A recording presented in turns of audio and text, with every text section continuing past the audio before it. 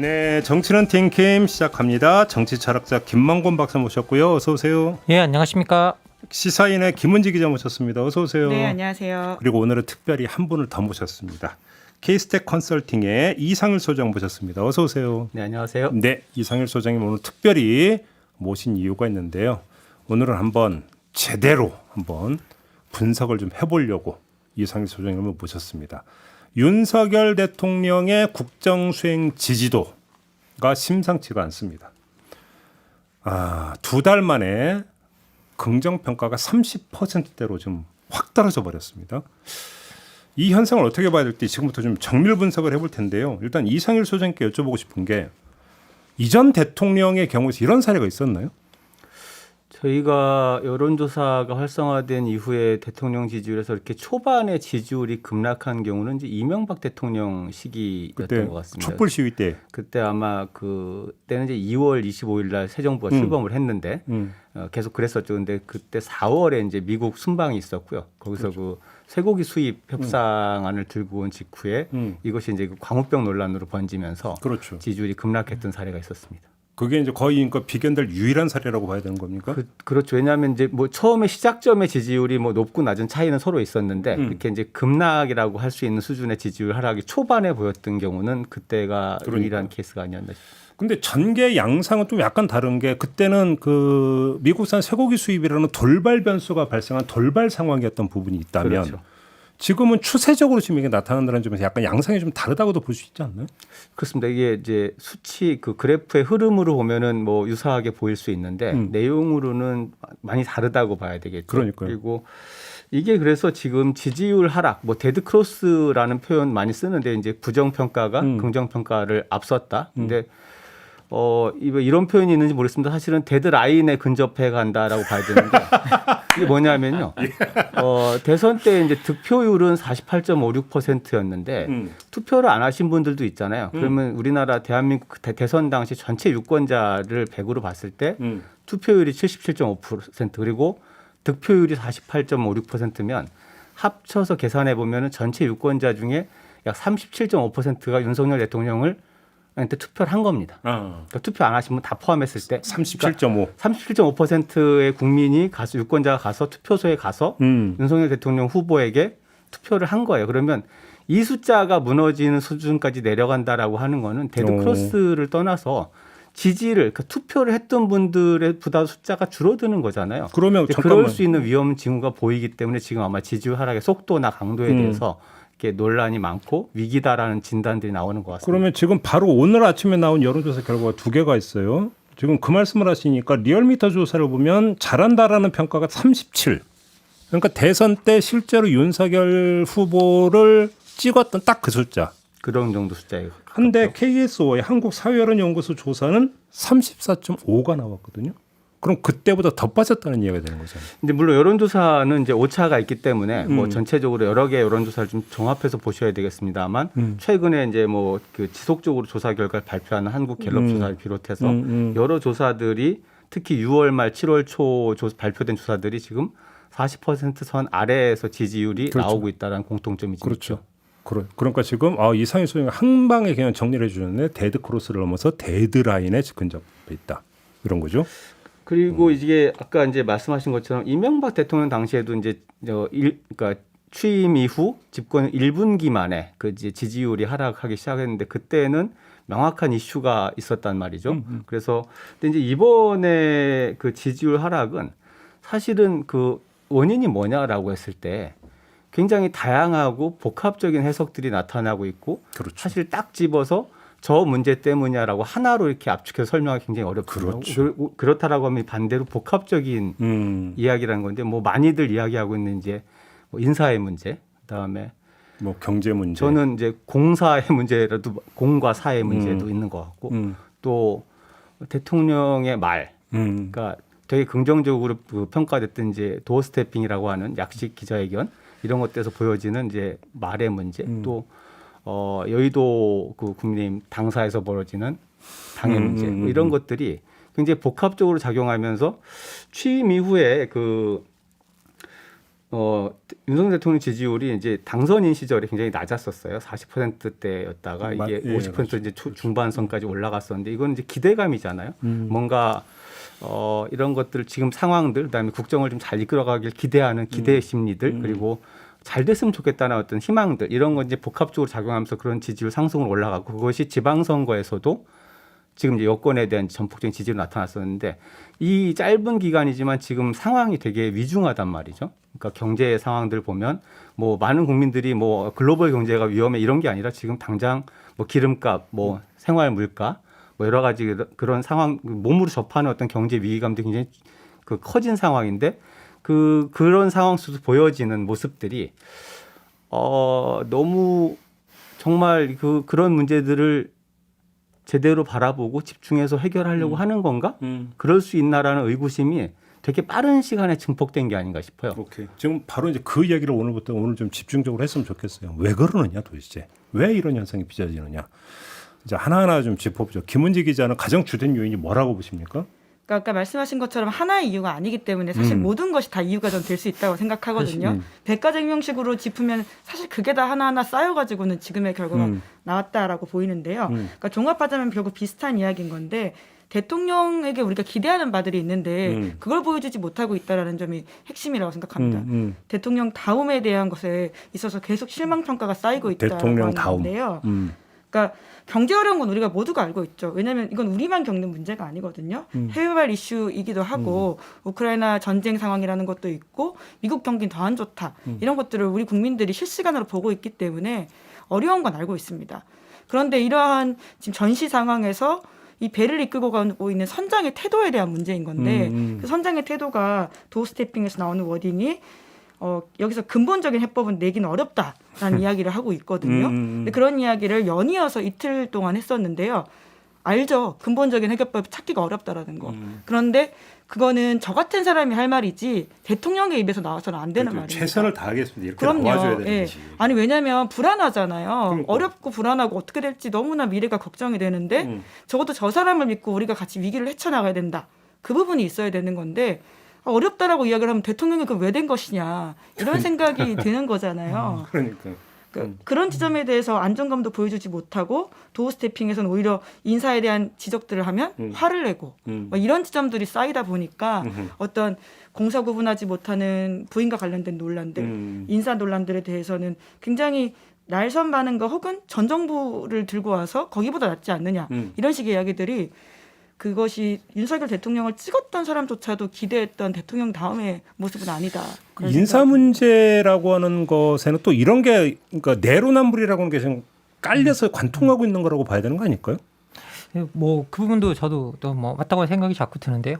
기본적으로 뭐 인사 문제 우리가 이야기 나왔을 때 자꾸 전 정권과 비교하는 이야기를 한다든지 뭐 이렇게 하고 있는데 실제로는 그 내로남불이라고 말했던 게 저희 뭐 김은지 기자님 같은 경우 2달 전부터 계속 말씀해 주셨던 게 윤석열 대통령의 가장 큰 자산일지도 모른다라고 이제 그렇게 이야기를 계속해 주셨는데 실제 이제 그 자산 자기 정치적 자산이 무엇인지에 대해서 정확한 평가가 없었다라는 생각이 좀 들고요. 그러다 보니까 자기가 가장 사람들에게 어필했던 자산을 인사 문제를 통해서 다 까먹고 있다라는 생각이 들고요. 결국은 이제 내로남불하지 않겠다라는 그 약속 자체가 사람들한테 줬던 어떤 신뢰감이라든지 아니면 어떻게 보면 모든 반문 정서의 어떤 근본이었다고 생각이 들어요. 그런데 어떤 선거 결과에 의해서 반문 정서가 저는 상당히 해소됐다고 생각하거든요. 그 중도층 같은 경우에는 상당히 또 많이 해소됐을 겁니다. 어차피 선거를 졌으니까. 그런데 이제 문제는 뭐냐라고 하면 그 선거를 이긴 당사자가 약속했던 가장 중요한 약속 중에 하나가 바로 내로남불하지 않겠다였는 건데 이게 지금 보면 더했으면 더했지 덜하지는 않다라는 인식이 사람들한테 퍼져나가고 있고요. 그러면 이것 자체가 어떻게 보면 사람들의 인식에 엄청나게 많은 영향을 주었을 거라는 좀 생각이 듭니다. 조금 전에 이상일 소장님은 인사 문제와 함께 공사 구분을 못하는 부분을 특별히 강조하셨는데 좀 더 부연 설명을 해주신다면. 이게 공사의 구분이라는 말은 사실은 그 속에는 가로 열고 김건희 여사가 포함이 되어 있는 문제죠. 네. 이게 지금 최근에 그 국정운영 지지도 조사를 한 조사기관들이 이제 그 잘못한다고 평가하는 이유가 뭐냐라는 거에서는 사실은 이제 김건희 여사 이름이 뚜렷하게 올라오지는 않습니다. 그러나 이게 뭐냐 하면 계속해서 이제 대선 기간 때부터 논란이 됐던 문제고 또 뭐 영부인에 대한 호칭을 쓰든 안 쓰든 대통령 배우자 그 여사 그로서의 역할을 어떻게 할 것이고 어떻게 하는 것이 바람직하냐에 대한 그 이슈가 계속 있는데 이런 문제들을 보면은 물론 이제 뭐 나토 순방 갔을 때 정상회담을 하는 주체는 대통령이죠. 대통령 배우자는 아닙니다. 대통령 배우자는 거기에서 만들어진 어떤 공식 행사와 그 다음에 개별적인 어떤 그 일정들을 소화하는 거니까 이것은 사실은 대통령이 하는 외교상의 공적 업무는 아니지만 그러나 거기에 같이 수반되어 있는 부분이죠. 근데 거기에 이제 뭐 지인이라고 하는 그러니까 뭔가 명확하게 역할과 그 다음에 이유가 설명하기 어려운 분이 동행한다거나 이런 이제 이슈들이 계속 개입됐으니까 사실은 여기에서도 이게 어디까지가 공적인 업무고 역할이고 어디까지가 사적인 것이냐에 대한 어떤 생각과 판단들이 되게 혼재되어 있거나 명확하지가 않아요. 이제 이러다 보니까 이런 것들이 자꾸만 이제 그런 대통령실의 인사 과정에서도 나타나는 부분도 있는 것 같고 이런 부분들에 대해서 사람들이 아니, 대통령 배우자의 역할을 하지 말라고 하는 분들은 별로 없는 것 같거든요. 오히려 야당에서도 차라리 제2부속실을 만들어서 명확하게 그런 어떤 그 뒷받침을 하고 공적 업무의 영역을 선을 그어달 그는 낫지 않냐라고 하는데도 그것은 필요 없다라고 하는데 실질적으로 그 계속 벌어지고 있는 거죠. 이런 부분들이 볼 때 국민들이 김건희 여사의 활동 자체를 나쁘게 본 뭐 그런 분도 있겠지만 사실은 좋은 부분도 많이 있는 것 같거든요. 특히 이번에 나토 순방 때 보였던 모습은 박지원 전 국정원장은 패션 이야기이긴 하지만 굉장히 뭐 국격에 걸맞는 활동을 했다 이런 평가까지 내놨는데 좋은 부분들을 좋게 만들어 가려면 거기에 수반되는 어떤 절차와 그런 프로세스들이 공적 업무의 영역에서 명확하게 설명이 돼야 되잖아요. 이것에 대한 것도 하나의 예지만 이런 것들이 자꾸 벌어진다라는 거죠. 그래서 과연 이제 대통령이 특히 이제 배우자 문제에 대해서 공과 사의 어떤 구분점 어디까지 갖고 있는 것이냐에 대해서 사람들이 많이 좀 이상하지 않나라는 생각을 하는 것 같아요. 그럼 이게 좀 약간 옛날에 제가 어떤 사람도 이런 얘기는 이건 좀 약간 봉건적인 비유이긴 한데 그걸 좀 참문조하고 들어주시면 왜 인사 문제가 대통령 지지율에 바로 반영이 되냐 이걸 어떤 식으로 왜 이렇게 분석한 분이 있어요. 정책 요인이 있고 인사 요인이 있는데 그 차이가 뭐냐면 정책 요인은 신하가 잘못한 거다. 그러니까 임금님, 대통령이 피해갈 수 있는 여지가 있는 반면에 인사는 대통령의 작품이기 때문에 여지가 없다. 바로 반영이 된다. 이렇게 분석한 분이 있더라고요. 요 얘기를 그대로 끌고 와서 보면 지금 세 분이 지적했던 요인의 거의 대부분은 윤석열 대통령 본인의 문제예요. 그러니까 다시 말해서 방어벽이 처지지 않은 윤석열 대통령 본인의 문제이다 보니까 이게 바로 여론조사에 바로 반영이 되는 이런 양상이 나타난다고도 분석할 수 있는 거 아닐까요? 어떻게 보십니까? 네, 실제로 도스태핑 같은 경우에 이 단어를 쓰지 않기로 했죠. 그냥 쓰세요. 그냥 쓰세요. 예. 약식 해경 같은 경우는 대통령의 그 생생한 목소리가 그대로 나오잖아요. 그러니까 그 어떤 이슈에 대한 대통령의 반응과 생각들을 우리가 알 수 있는 거기 때문에 그 평가를 아주 쉽게 할 수 있죠. 그래서 지금 오늘은 대통령이 코로나19가 확산된다라는 명분으로 하지 않는다고 하거든요. 아, 그래요? 오늘? 예, 오늘 안 하는 것으로 지금 나와 있는데요. 오. 예, 여튼 2m 거리만 두면 되는 거 아니에요? 우선은 명분은 그렇습니다. 네. 네. 결국은 이제 대통령의 태도나 말을 우리가 바로 접할 수 있다라는 부분인 건데요. 그 지금 나와 있는 것들에 대한 이야기들이 이제 아까 그 소장님 말씀하신 것이 좀 연이어 가보자면 그 지금은 사실 아직 100일도 안 된 시점이거든요. 보통은 두 달. 예, 정부와 국민들 그리고 언론 사이에 허니문이라고 해서 웬만큼 실수도 좀 좋게 보고 넘어가고 혹은 그러려니 아직은 좀 일이 익숙지 않으니까 할 수도 있는 일이다 이렇게 보게 되는 시점인데요. 근데 그에 대한 이야기들 직접 내놓는 메시지라고 하는 것들이 무보수니까 지금 공사 구분 나도 처음 해봐서 모르겠으니까 알려달라 이런 식의 이야기를 하고 있잖아요. 대통령이 처음 해봐서. 예. 이제 그런 것들이 굉장히 무보수라고 가능하다고 하면 그럼 과거에 최순실도 돈을 받지 않았었는데 그건 어떻게 볼 것이냐 이런 이야기들이 다 연이어서 생각나게 한다는 거죠. 그러니까 이슈가 터지고 나서 그 이후의 대응 방식과 태도들은 사실 더 국민들을 좀 화나게 한 지점들이 있다라고 보입니다. 사실 김은지 기자님께서 이제 이야기한 부분을 이제 제가 전공이 정치철학자니까 이제 그 말씀을 드리자면 사실 마키아벨리가 이게 정치 지도자 이야기를 할 때 정치 지도자의 가장 중요한 부분은 변화하는 환경에 적응하고 그 환경을 잘 극복하는 거다라고 이야기를 하거든요. 그래서 더 이상 정치와 도덕이 분리돼야 되는 이유가 거기에 있다라고 이제 그렇게 이야기를 해주는데요. 근데 거기서 이제 말하는 건 뭐냐면 정치 지도자가 일단 변화하는 환경에 순응을 하는 것처럼 보이면 사람들이 멀리 간다라고 이야기를 합니다. 그리고 정치 변하는 환경에 통제당하는 것처럼 보이면 또 정치 지도자가 지지를 잃게 된다고 이야기를 하고 있거든요. 근데 지금 이야기하는 걸 계속 들여다보면 실제로 이제 변하는 환경이 있는데 나는 여기서 대통령 처음 해봐서 공사구분을 잘 못하겠다든지 아니면 지금 현재 국제 정세가 그래서 국제 경제가 그래서 내가 그 경제에 대해서 우리가 어쩔 수 있는 부분이 없다라든지 그런 모든 부분이 변하는 환경에 자신이 적응하지 못하고 있고 그리고 더 나아가서 변하는 환경에 통제당하고 있다는 느낌을 사람들한테 계속 전달하고 있거든요. 이제 계속 이제 어떻게 보면 이건 대통령의 자질과 그리고 태도의 문제가 되고 그러다 보니까 제가 이제 이 갤럽 조사를 쭉 살펴보니까 이게 갤럽 조사가 시작된 게 유의미하게 비교할 수 있는 게 사실은 보니까 박근혜 전 대통령과 그다음에 문재인 전 대통령인데요. 이 두 조사를 시작하고 대통령의 앞에 시작한 첫 두세 달 동안 조사를 쭉 보면 전혀 없는 항목이 부정평가 항목에 들어와 있는 게 있는데요. 그게 경제 민생을 살피지 않는다. 그리고 경험 자질 부족과 무능함이 자체가 들어왔어요. 그 자체가 들어와 있습니다. 그러면 이건 지금 현재 변하는 환경이나 이런 것들에 대해서 정치 지도자가 제대로 대응하지 못하고 있다는 인식을 사람들이 지금 받고 있고요. 그런 것들이 고스란히 반영되고 있는 게 아닌가라는 생각이 듭니다. 알겠습니다. 이상희 소장님, 요 점도 좀 한번 여쭤보고 싶은데 문재인 대통령 전 대통령과 박근혜 전 대통령 같은 경우는 이른바 비가 오나 바람이 부나 그냥 지지하는 고정지 이른바 콘크리트 지층이라고 있었잖아요. 그렇죠. 근데 과연 그럼 윤석열 대통령이 그게 있느냐 이것도 좀 점검을 해봐야 될 것 같은데 어떻게 봐야 됩니까?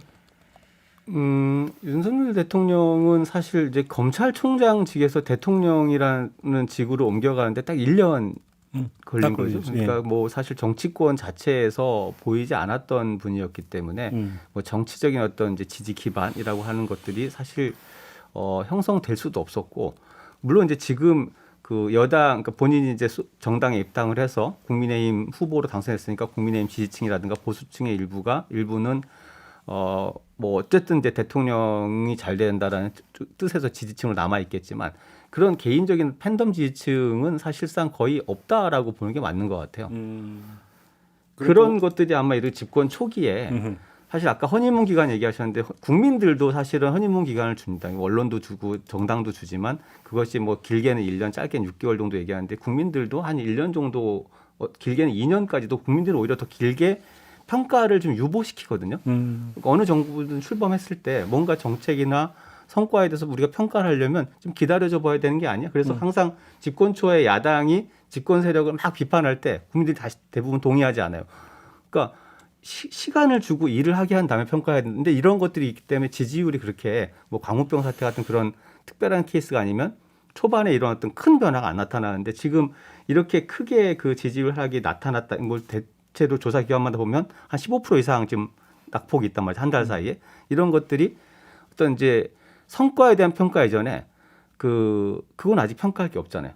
그러면 지금 평가가 되고 있는 건 뭐냐라고 하면 결국 대통령의 리더십과 태도의 문제라는 인식의 문제라는. 그러니까 이제 그 단순 비교를 해보면 지금 그 이준석 대표가 했던 이른바 세대 포유론이나 이런 것들을 보면 지금 2030 같은 경우는 아까 저희가 하태경 의원하고 인터뷰했는데 이준석 징계 국면을 거치면서 당원에서는 아직은 안 빠져나가고 있지만 지지율에서는 빠져나가는 현상이 확실하게 좀 뚜렷하게 잡히고 있다.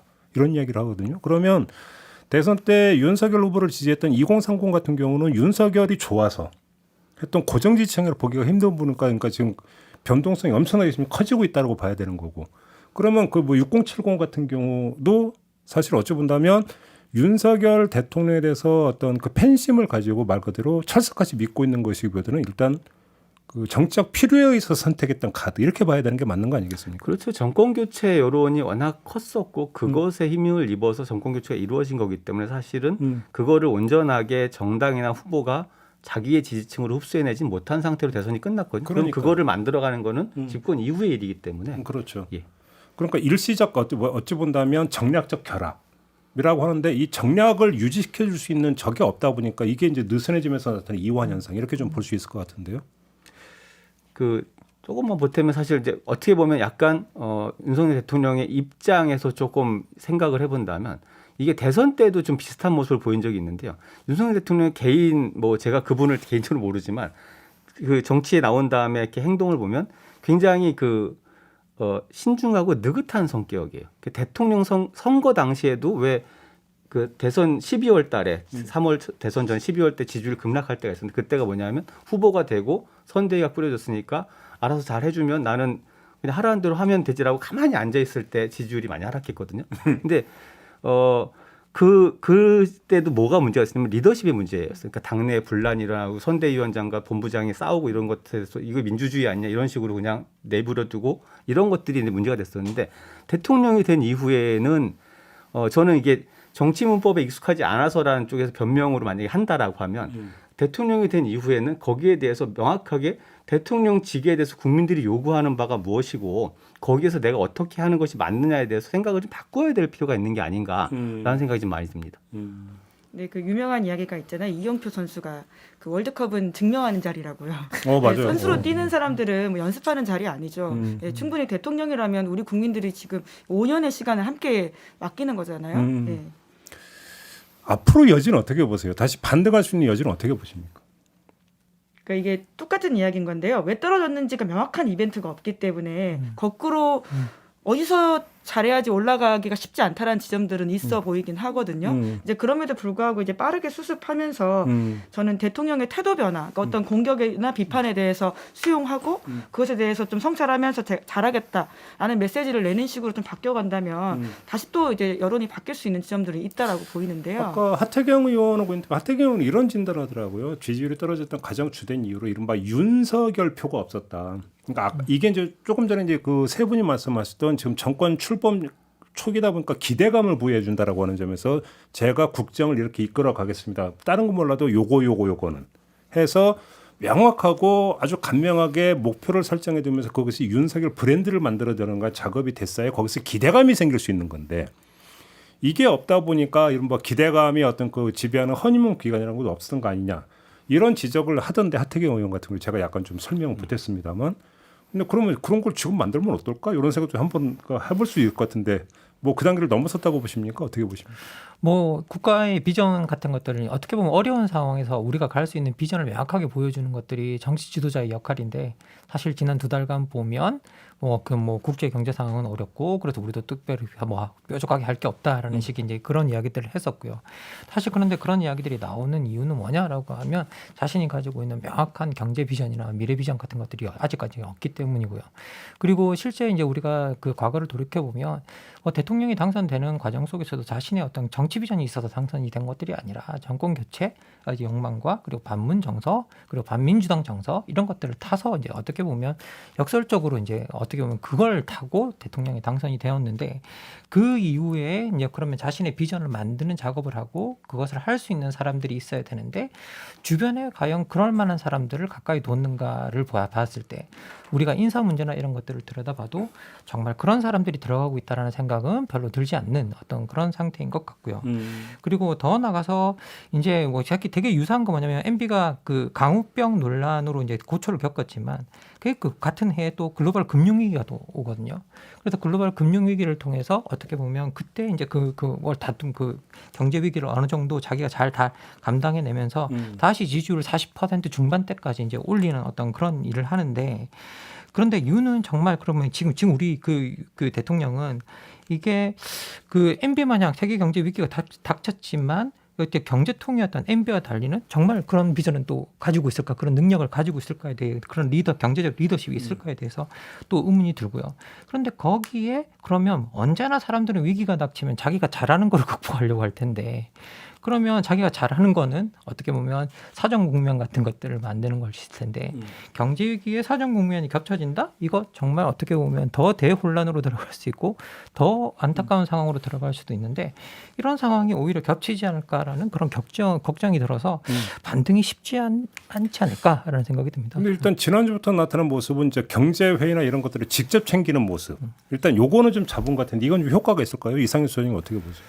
이 지지율 하락의 원인이 복합적이라고 하지만 사실은 상황으로 보면은 되게 안 좋습니다. 워낙 뭐 경제 상황 자체가 워낙 안 좋은 상황이고 여러 가지 뭔가를 돌파해내기가 쉽지 않은 국면이다라고 하면 사실 지지율 반등이 어려워 보이는데 또 반대로 다르게 보면은 뭐냐면 아직까지는 이제 그러니까 정책을 통해서 평가를 받은 이후에 지지율이 하락한 거는 만회가 어렵거든요. 이미 정책의 효과들이 퍼져 나가고 거기에 대해서 뒤집을 만한 시간적 여유가 없기 때문에 어려운데 지금은 초기이기 때문에 그리고 대통령의 리더십이나 태도의 문제의 본질이라면 사실 그것을 전환하고 정말 지금 가장 당면에서 있는 커다란 문제, 그 경제 문제 말씀하셨는데 이명박 대통령 시기에도 물론 그것이 뭐 이명박 대통령이 전 대통령이 잘해서 그 리먼 브러스 사태를 제일 뭐 빠르게 극복했냐라는 것에 대해서 평가하는 논란이 있겠지만 그러나 어쨌든 국가적으로는 되게 빠르게 극복이 됐고 그런 것들이 지지율 상승의 그 계기가 됐는데 그때에도 뭐 비상경제대책회라는 것을 만들고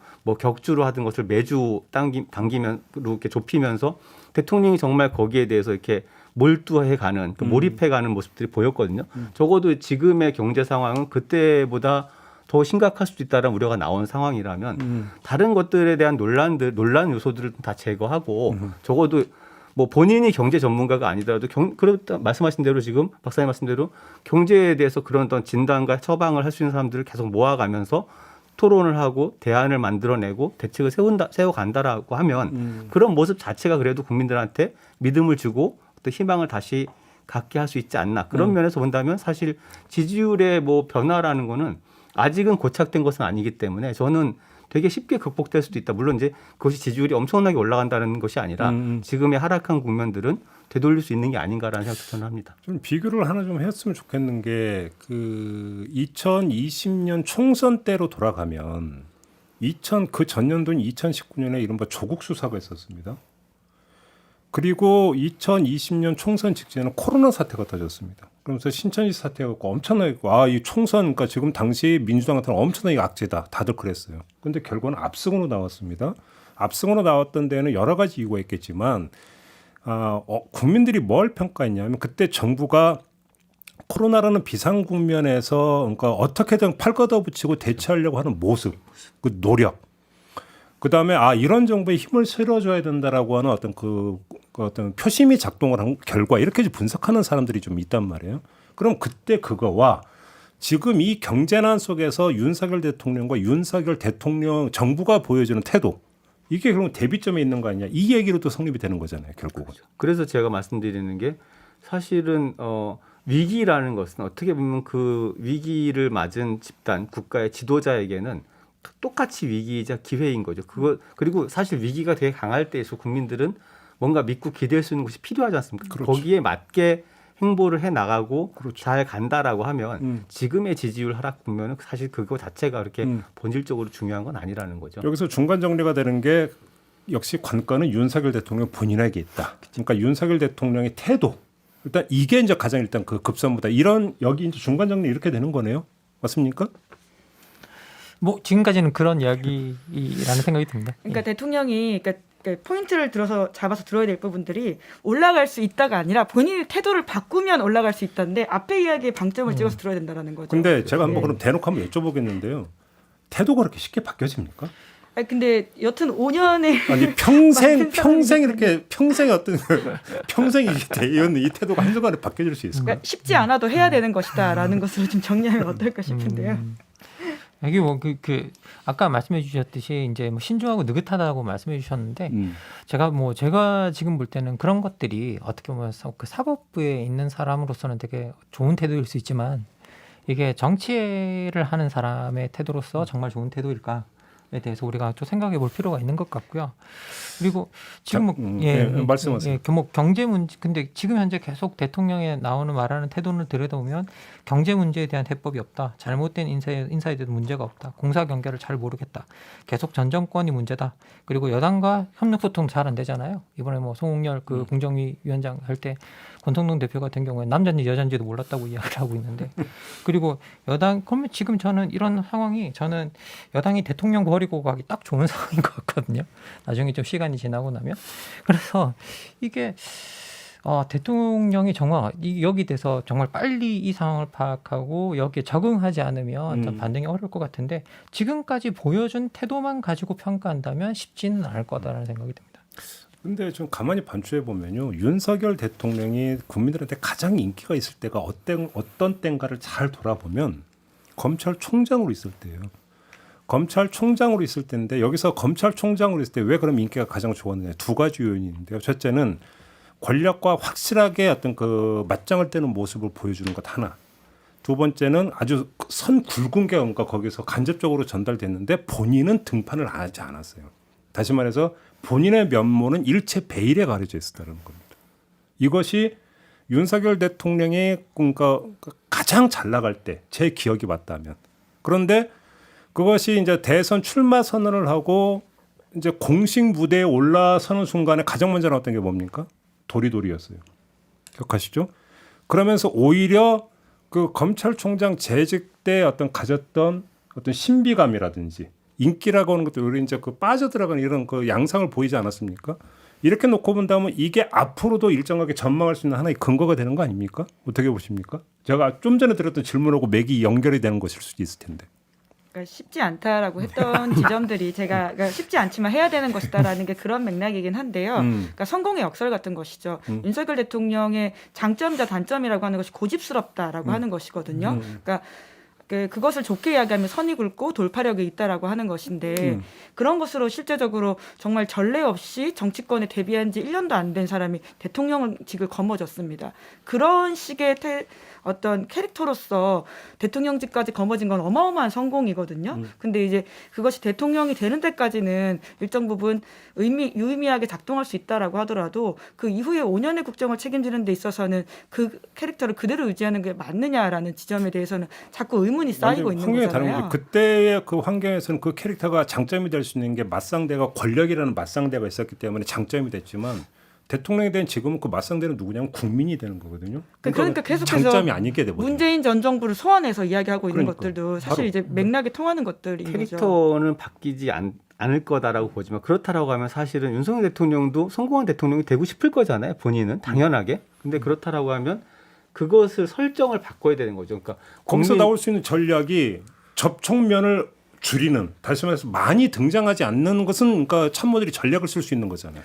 저는 오히려 예를 들면 국민이나 뭐 전 정권 뭐 여론 뭐 이런 것들보다는 대통령이 가장 잘할 수 있는 것이 만약에 정말 힘겨운 상대를 갖고 원칙 가지고 뭔가를 해내는 것이 본인의 가장 큰 강점이라면 지금 이미 나온 것들 중에도 있거든요. 공공부문을 대대적으로 수술해서 거기에 방만과 비효율을 개혁하겠다. 이런 것들을 대통령 아젠다로 가져갈 수도 있잖아요. 그러면 정말 그동안 수차례 누차 어느 정권마다 매 정권마다 얘기했지만 하지 못한 개혁 하나를 끝까지 밀고 가면서 그것을 통해서 다른 부분의 어떤 경제 효율성이라든지 행정의 효율성들을 구축해 나간다라고 하면 그 한쪽에서 만약에 민생 문제나 이런 것들은 당연히 해당 부처와 뭐 그 강료들이 같이 함께 해결해가고 이런 본인이 상대해야 되는 어떤 타겟, 그러니까 그것을 어떻게 설정하느냐에 따라서는 그 캐릭터를 장점으로 쓸 수도 있는 거죠. 그런 그렇죠. 것들에 대한 마인드 전환이 얼마나 빨리 될 것이냐라는 것이 가장 큰 중요한 문제가 아닌가 싶습니다. 그러니까 이제 그 이제 국정 목표를 뭘로 설정하느냐. 그렇죠. 그래서 국정 목표를 어떻게 설정했었는지 윤석열 대통령 캐릭터와 조화를 시킬 것인가. 이게 사실은 대통령실에서 해야 되는 일인데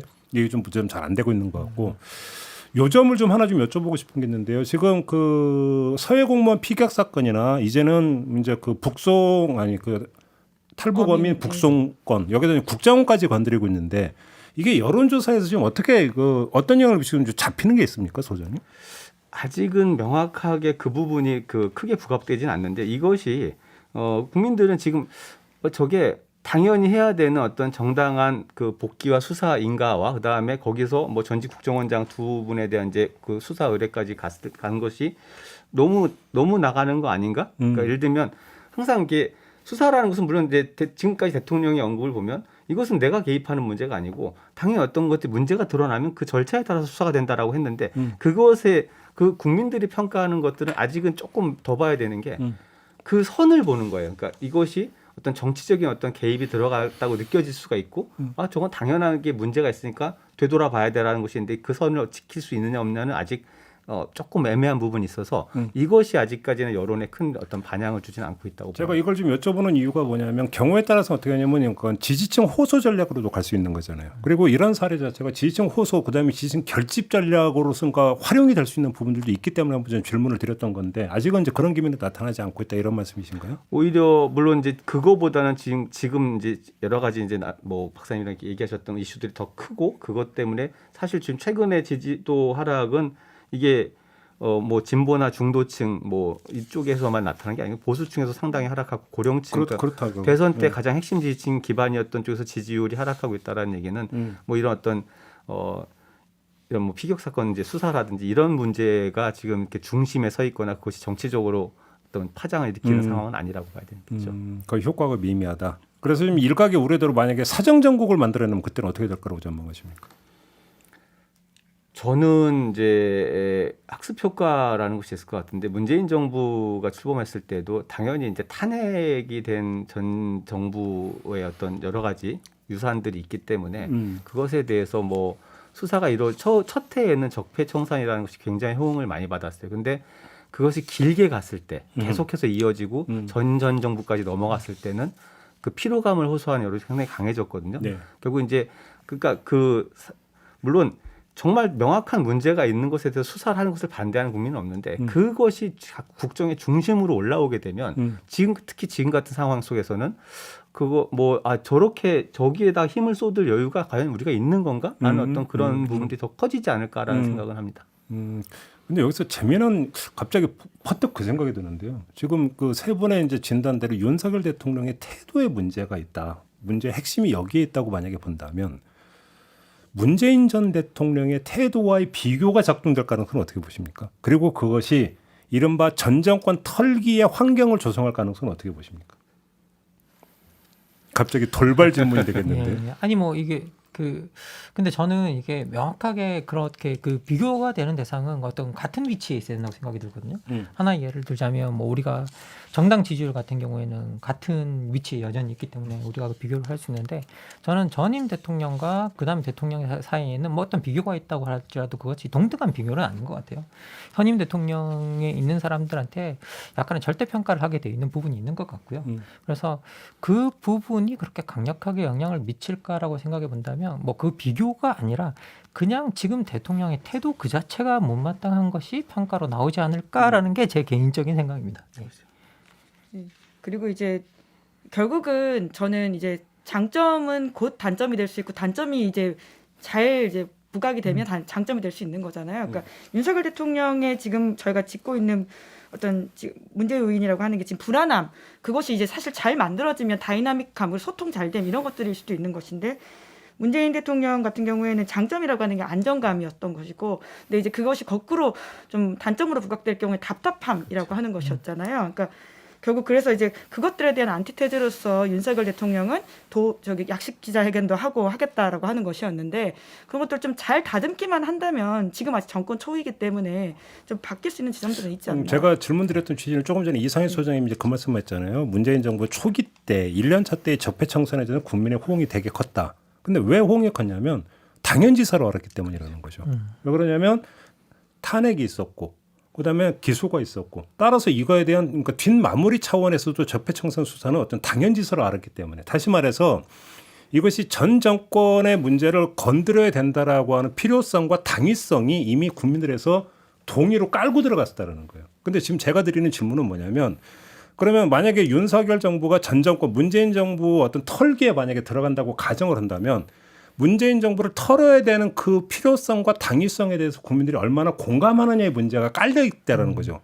환경에서.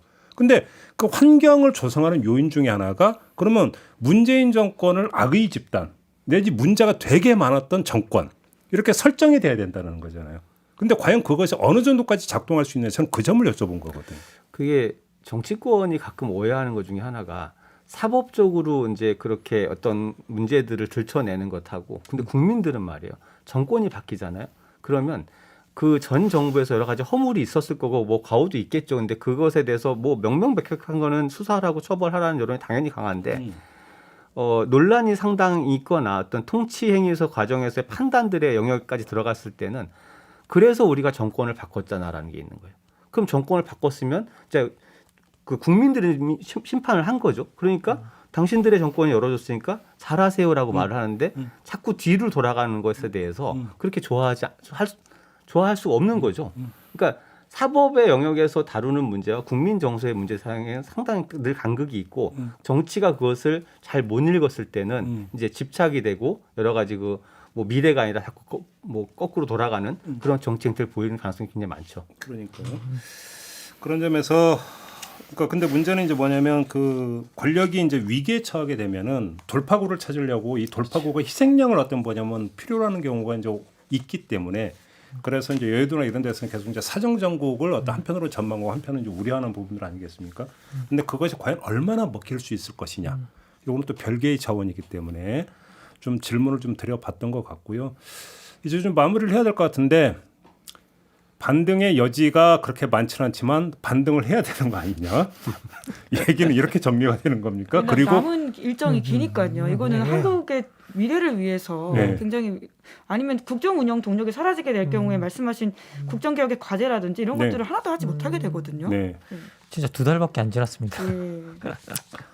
만약에 두 분이 내지 세 분이 지금 윤석열 대통령 바로 옆에서 직언할 수 있는 기회가 있다면 뭘 직언하겠습니까? 뭐 저는 그냥 뭐 저부터 시작한다 그러면요. 좀 뭔가 그 대통령이 그 우리한테 비전을 보여줬으면 좋겠습니다. 뭔가 명확한 비전이 있고 그리고 어려운 시기지만 우리가 함께 돌파할 수 있다라는 메시지를 전달하면서 우리가 이러이러한 방향으로 가야 된다라는 어쨌든 그것이 맞든 안 맞든 명확한 비전을 보여주는 것이 중요한데 아직까지 그 비전 자체는 없다.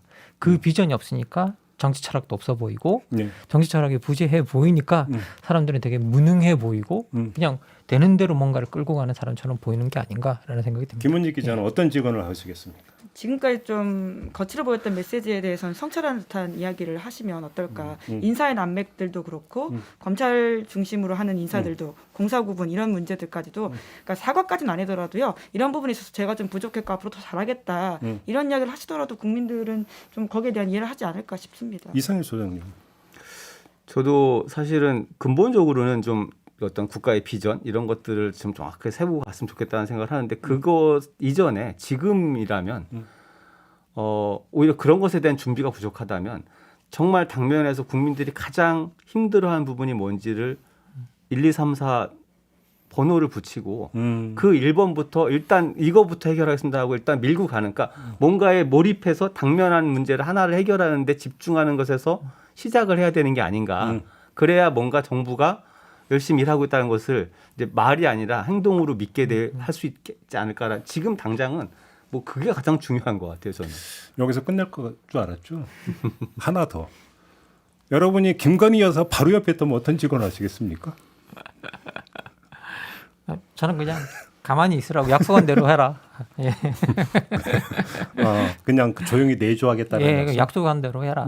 예. 김은지 기자는 왜 대답을 안 해? 여러 참 저희가 이런 이야기를 해야 된다는 자체가 참 예. 저 여러모로 좀 씁쓸한 생각이 드는데요. 물론 대통령의 부인으로서 할 수 있는 역할들이 있기 때문에 적어도 그러진 않다고 보는데요. 하지만 주변에 있는 사람들을 좀 관리하시고 적어도 오빠한테 사진을 주지 마시라고. 그건 오빠한테? 예, 그러니까 가족 문제가 사실 아직 덜 불거져 있는 지점들이 있거든요. 사람 관리를 하셔야 된다라는 게 핵심인 것 같습니다. 우리 주변 관리. 이상일 소장님은? 저는 그 드러내고 투명해졌으면 좋겠어요. 그러니까 공식적으로 어떤 것들 활동하지 않는 것처럼 되어 있는데 공식적으로 활동을 하잖아요. 그럼 그것을 오히려 명확하게 해서 거기에 대해서 평가를 어떻게 받든 드러내고 그다음에 공적 절차와 프로세스와 조직 안에서 명확하게 하면 되지 않나라는 생각을 합니다. 알겠습니다. 마무리를 좀 해야 될 것 같은데요. 지금 정부 출범 2달 만에 국정 수행 지도가 이렇게 나온다라고 하는 것은 국가적 불행입니다. 그리고 앞으로 가야 될 길은 훨씬 더 길기 때문에 국정이 안정이 되는 것, 뭐 그 방향에 대해서 그러니까 동의하고 안 하고의 문제는 둘째치고 국정이 안정이 되는 것은 국민들의 삶에 직결이 되는 부분이기 때문에 이것은 모두가 바라는 바인데 요거 그렇게 되려면 대통령부터 무엇을 해야 될 것인가, 요거를 좀 명확히 자기 설정을 좀 했으면 좋겠다. 요 얘기로 오늘 좀 결론을 내리면서 마무리를 좀 하도록 하겠습니다. 근데 아무튼 대통령이 지금도 그럼에도 말은 그렇겠지만 신경 쓰고 있겠죠. 여론조사 결과를 그렇게 믿고요. 그렇죠? 네. 신경 안 쓰면 그게 더 큰 문제인데 사실은. 국민만 보고 가는데 여론조사는 신경 쓰지 않는다는 말은 자체 모순이죠. 그렇죠. 그렇죠. 완전히 형용 모순이죠. 사실. 네. 마무리하도록 하겠습니다. 세 분 수고하셨고요. 저도 함께 올라가겠습니다. 고맙습니다. 감사합니다. 감사합니다.